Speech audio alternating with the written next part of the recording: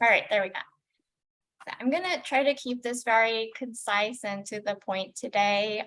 We just wanted to welcome to our program orientation. It's called the CAPP portal, or Child and Adolescent Psychiatry portal. We're based out of UCSF Oakland Children's, and our main aim is to really expand access to pediatric mental health through primary care physicians, and we're here to be your collaborators and guide you in feeling a little bit more comfortable in managing these patients and families who are seeking help with behavioral health.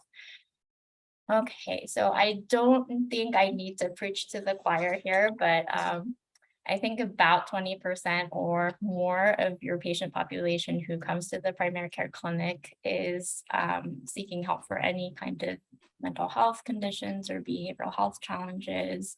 It is well known that in the pediatric setting, usually it takes as little as 2 years and sometimes more than a decade until like symptom presentation and then onset of getting a diagnosis and getting linked to treatment. So it's really like emphasizing how big a role pediatricians and pediatric primary care providers play in early screening and detection, and like potentially guiding parents and families to the right place or where to start in terms of intervention. And more often than not, this does tend to fall on the primary care practice in terms of doing some medication management or doing some family support. And this happens a lot in the medicine or the adult world as well. Like almost more than half of mental health care is provided by PCPs, and about 80% of antidepressant medications are being prescribed by PCPs in the adult world if we look at the overall trend. Okay, so I know like we're at the tail end of COVID and things are finally going back to normal, but like just COVID really shook up the platform and the environment for our kids. And I think we're seeing the aftermath of that with like socially anxious kids, OCD kids, depression. There's like a huge tsunami coming in with kids returning back to school and things normalizing. So I don't need to talk too much about this part.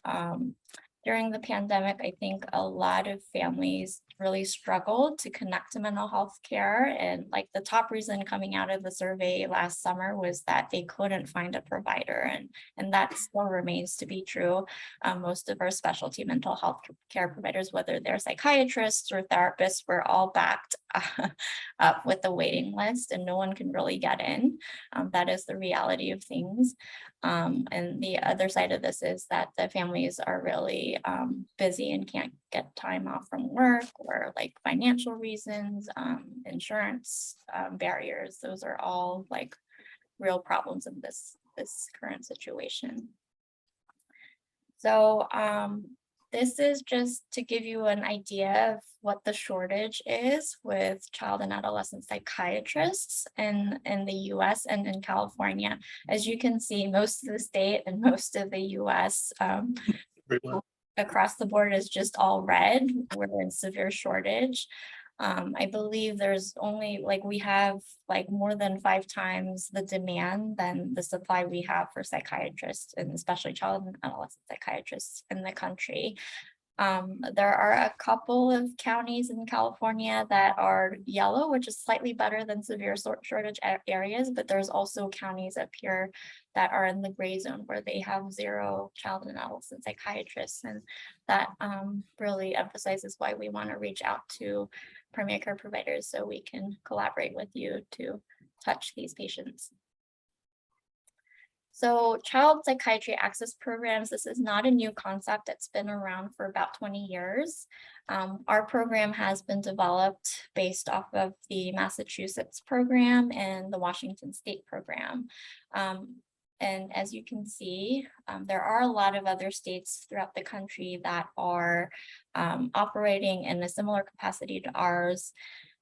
They all have similar common features that they provide real-time consultation through telephonic consults. And then there's an education component providing CME events.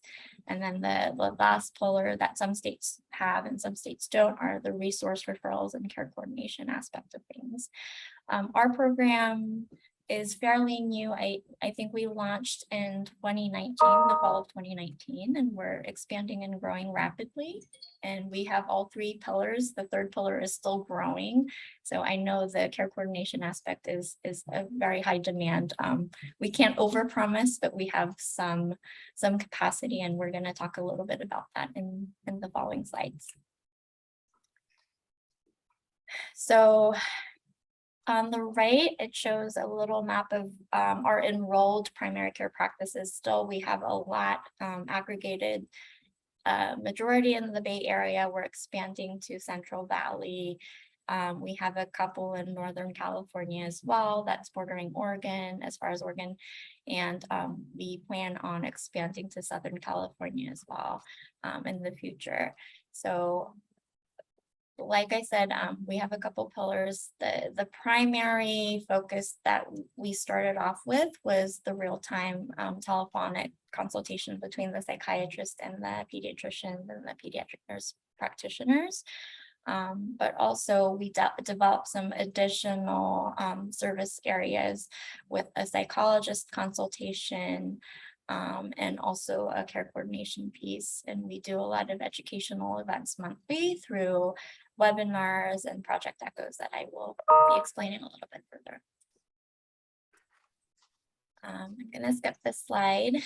And there was a lot of hesitations before we launched, I think, in terms of the primary care providers feeling like, you know, this is going to slow my day down. Like I have patients back to back every 15 minutes. When do I have time to call and handle behavioral health concerns? But really, like through literature and research that we've found from similar platforms and programs, it has been shown to prove that there has been a high satisfaction coming from families and even primary care providers, that it does relieve the burden and stress that you are feeling in handling these patients. We've seen many providers grow in terms of their like confidence level and competency with dealing with these challenges. So I'll move on to how our program actually works. So the telephonic consultation is the main pillar of our program. So if you encounter a patient or a family that needs some help, you will reach out to us either via phone. We have a 1-800 number, and if this is the easier way for you to reach out to us, I would recommend that you save this phone number down. It's 800-253-2103. Or the alternative is that we have a website, and I can drive through the website to show you how to find the consult us button, but you can also consult us via online request for a callback. So we would call you back at your convenience if you specify a time that you can be reached at. So if you call in, our office administrator, Mary Jacob, will pick up and basically ask you just the basics of the demographics of your patient, which practice you're calling from, a little bit about the insurance status of the patient. And this is like purely for our data collection. We're not billing your patients. There's no cost associated, so no worries about that. And the psychiatrist will be notified that I will call you back. So I'll directly call you back at the time that you feel would be best. And then we'll talk about the case, share some discussions about like what the diagnosis might be, if you're specifically asking for like medication questions or treatment planning, family resources or referrals.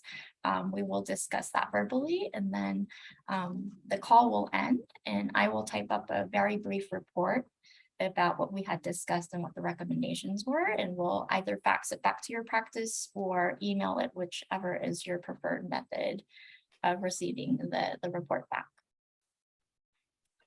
Can I ask a quick question? Yes.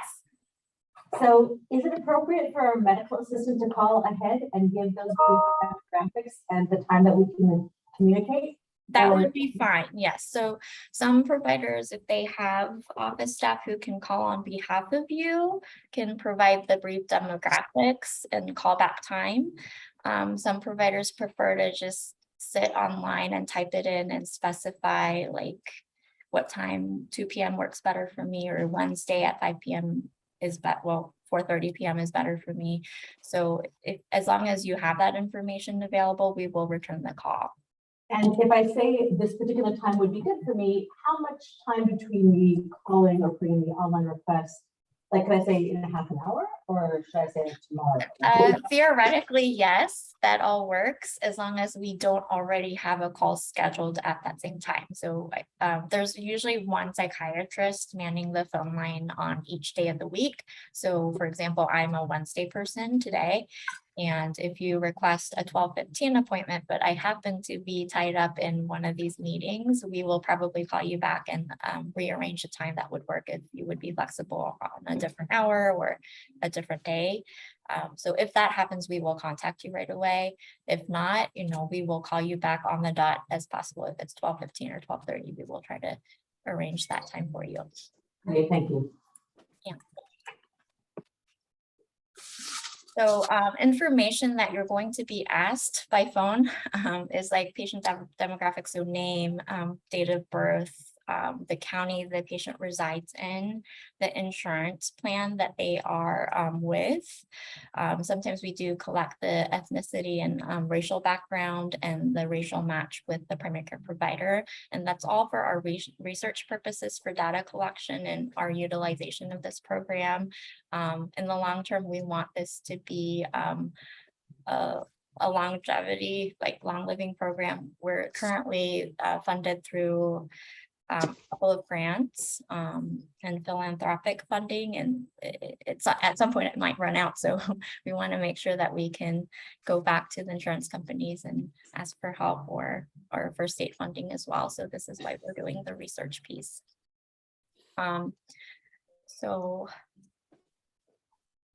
Some of the data that we pulled in the past year regarding who is actually utilizing our services in terms of ethnicity, we broke it down by race and gender. I think in terms of ethnicity, it's a good spread. Majority not Hispanic or Latino, and then a quarter of our patients that are being consulted on are Hispanics and Latinos. And race-wise, it's about half Caucasian, and the other half is broken down to other races as well. If you look at what type of consults we get, the primary reason for CAPP consults has been, the majority of it have been medication questions, like how to start an SSRI, how to start ADHD medications, how to titrate, there are side effects, what do I do next? Some with autistic kids who have a lot of irritability or self-harm or aggression. Those have come up as medication questions as well. And then behavioral management and what to do next. What do I provide for family education? That has been another reason. So it's kind of the breakdown of what kind of questions we get, but we're like no restrictions. Sometimes we get very generic questions saying like, this is not pertaining to a specific patient, but like just for my education and information, they will ask just generic questions in terms of, and we're happy to answer those as well. So another pillar of our services, we offer something called a reach out and connect. It is basically a service that we can connect a one-time CAPP psychologist consult to the family. I want to emphasize that this is a one-time consultation. And I actually am the gatekeeper. So the psychiatrist is the gatekeeper in terms of who meets criteria or what would be an appropriate consult for a family to directly meet with a psychologist. Like some examples of cases that have come through have been like a child who's really struggling with OCD behaviors and cannot get out the door to go to school, or or just do anything, like there's like major functional impairments and the family is on the wait list with a therapist and they don't know what to do. They're really, really struggling as parents in terms of how to support this child. We have other examples of teens who are depressed or anxious, and they're really struggling about like wanting to go to therapy or just engaging in general. And like our psychologists sometimes can help them with a little bit of psychoeducation on therapy, like simple coping strategies during a one-time consult. But the most important piece that the families need to understand that this is not a long-term relationship that the family is going to build with the psychologist. Our psychologists can't guarantee any type of a diagnostic evaluation because they're meeting for a brief period of time. And one of our criteria is that if the family is already working with a therapist of any capacity, it would be an appropriate referral. So we kind of do rule those cases out. And it's not meant to be for a crisis stabilization meeting. So if with any type of like acute suicidal ideation, those would not be appropriate referrals. So I mean, don't be shy to ask for it. I have a lot of pediatricians asking specifically for this consult, and we hear you out. Rarely we turn them down. I think most cases are appropriate, but in certain circumstances where there's like active trauma going on in the household with CPS involvement, or like just a crisis situation, so those would be inappropriate for someone to come in one time and just but out. So I am the gatekeeper, and most of our psychiatrists are going to hear about the case and refer as a second step. A third pillar of our services is a bridge care coordination aspect. So we have a care coordinator named Marielle. She just joined our team last year. She's wonderful. If there are families that need extra assistance in navigating just resources and referrals, because they have a lot of barriers with either language, insurance, or just like motivation and lack of understanding of the system, we can definitely hook up with our care coordinator to help with the resource navigation piece. One thing is this care coordination is meant to be short-term. So through 1 to 3 visits, or like there will be a 2-week follow-up check-in with the family and like a 2-month follow-up, and hopefully things will have moved forward. We can't hold on to them for 6 months to 12 months. So it's meant to be short-term, but we do have this additional service as well.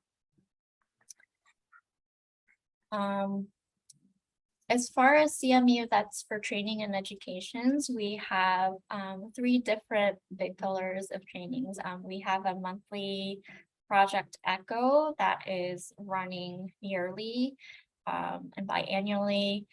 We have monthly webinars with specific behavioral health topics. We also hold ACEs training once a year, and we provide CME credits for all of these.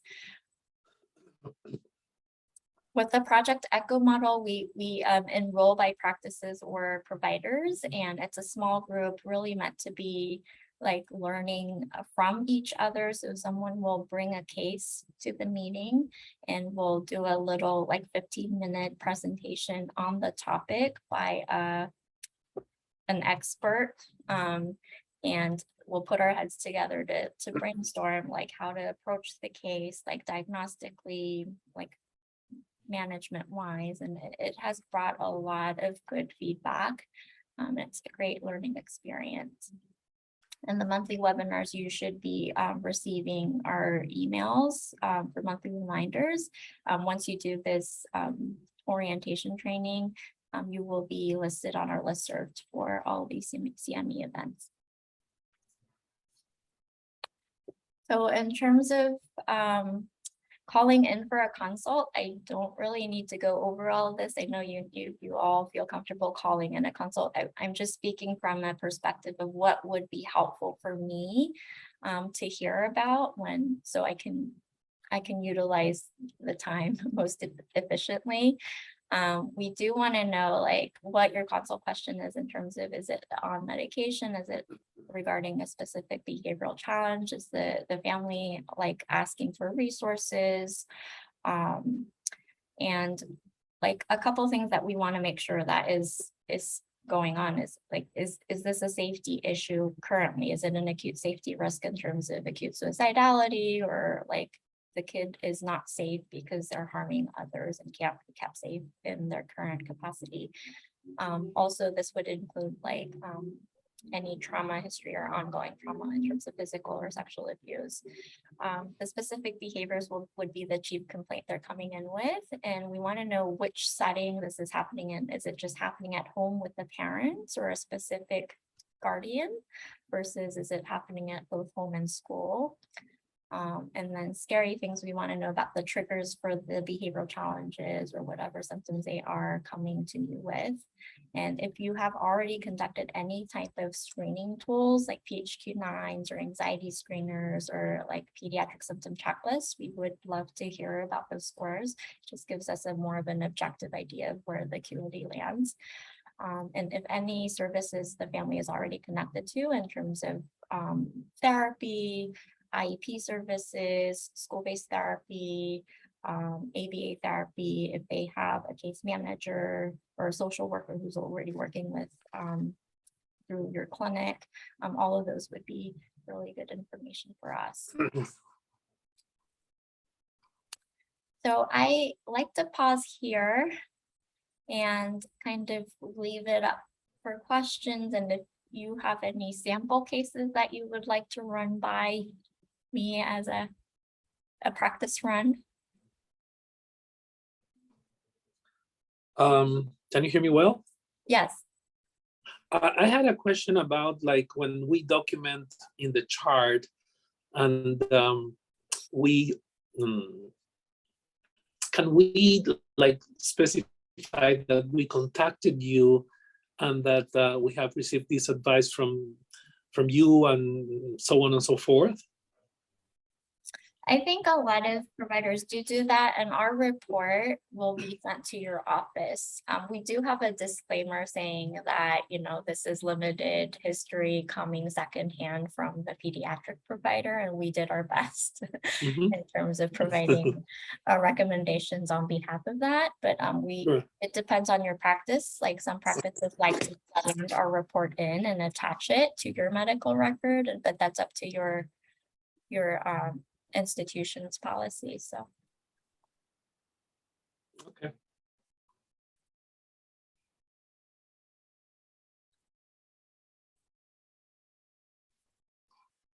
I mean, I can talk about usually we get a lot of questions about like what would be an appropriate referral for the second step psychologist or the care coordinator. We've had some really good outcomes with, I can share a 14-year-old patient I was seeing in primary care who is severely autistic, nonverbal, really struggling in school with inappropriate, like just inadequate supports with school placement. He was coming to the ER because he was aggressive and didn't have a psychiatrist, didn't have ABA, none of the services, so to speak. And school was calling mom to pick him up every morning at 10 because he just was not controlled. So the best thing that came out of the care coordination was that our care coordinator helped navigate the school system and got him placed for a non-public school setting. And that really, really calmed things down. And on top of that, this family was struggling with a lot of financial stressors, housing, mom's own mental health. And she went as far as to help mom find her own psychiatric help and get her help with the housing assistance and on the wait list. So I know some practices have their own social workers who can do that, and some don't have that bandwidth. So that is like a glimpse of a shot of a complex case that Marielle handled. And in terms of our second step psychologist consults, I mean, it varies. We have a young child psychologist who meets with kids under age 6. Mostly it would be with the parent for parent counseling, and just like framing the developmental, stages of 0 to 5 and what to expect and how important it is, and like just a little scaffolding and support for parents on how to And deal with behavioral challenges. Yeah. and to connect those families with you, what do we give them? Do we give them your? If you can explain me again, how does that work? Yeah, so for those services, you still have to call us, the psychiatrist, and speak with us to run the case. Because what happens is we usually hear about the case if like rarely we get cases where there's already a early intervention therapist working with the family, and like the last thing we want to do is throw in another consultant who's going to triangulate the relationship that's ongoing. There have been some incidents where it's like an active CPS case with a lot of trauma going on. So like our psychologists have said that might not be the best for us to be in the situation right now. So rarely there are some cases that get turned down, but for those reasons, I hear about the case, I go and update the psychologist and put them on their list. So it does have to go through me. So you'd still have to call us as the pediatrician. I would prefer for those cases, the pediatrician does call us for, or there's like, you would call us to, Sure. because you know the I family understand. firsthand. Right. Yeah. Okay. And if we can talk again the way we contact you as providers.